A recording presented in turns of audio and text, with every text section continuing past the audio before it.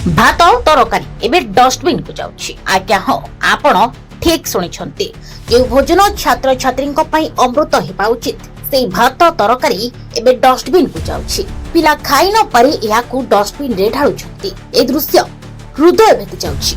सरकारी स्कूल रे छात्र छात्री को पुष्टिकर खाद्य जोगाइबा पई मध्याह्न भोजन योजना रहिछि।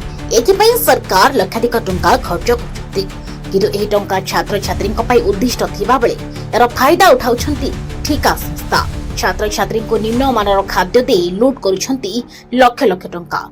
बेलगुंठा ब्लॉक रो पाइलीपड़ा पंचायत रो नुआगड़ दही मुंडुली परी आउ किछि विद्यालय रे एहिपरि घटना दृष्टिगोचर होइछि। चिकिटा जाउ भात को पानिया डालेमा पिलाए भात को पखाळ भଳି छाणी खाउथबा आपण माने देखुछन्ति। देवगुंडा खाउनु ओटारी आणुछन्ति पिलाए बळका सबतक खाद्य ने डस्टबिन रे ढाळुछन्ति। गंजाम बेलगुंठा ब्लॉक रो ओडुरारे सेंट्रल किचन योजना प्रति स्कूल को खाद्य जोगाउछि जगन्नाथ प्रसाद ब्लॉक रो महिला संचयिका संघ। किंतु संघ एही दायित्व नेथिले मध्ये याको परिचालन करुछन्ति जगन्नाथ प्रसाद ब्लॉक गेरडा पंचायत रो लिंगरीबारी ग्राम रो असित चंद साहू। महिला ग्रुप को मासको किछि हाथ गुंजा दे यह तुलाउथबा जणा पड़िछि।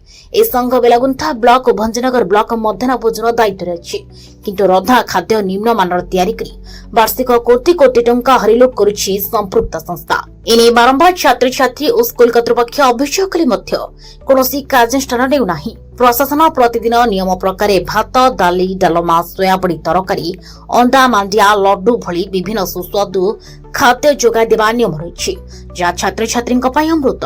हेले संपृक्त संस्था निजर लाभ पाई विश्व सदृश खाद्य प्रस्तुत करी बेलगुंठा ब्लॉक 13,000 ऊर्ध्व छात्र छात्री मध्याह्न भोजन जोगाई देउछि।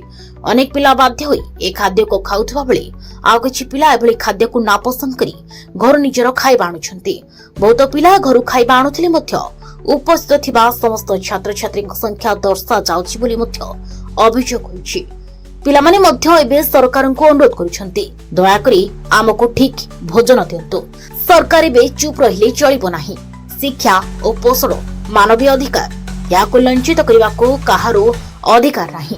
ए अव्यवस्था को समय थाउ थाउ ठीक करंतु, नले या पिलामानक भविष्यत उपरे गाढ़ अंधकार छाया पकाई देबो। बेलगुंठारु शिवराम चौधरी की रिपोर्ट, विकसित भारत न्यूज। ए वीडियो एवं खबर को शेयर लाइक और कमेंट करंतु। आपणको एक क्लिक सरकार को जागृत करि पारे और हजार हजार पिलांक भविष्यत बंचाई पारे। विकसित भारत न्यूज, आपणको स्वर आपणको आवाज।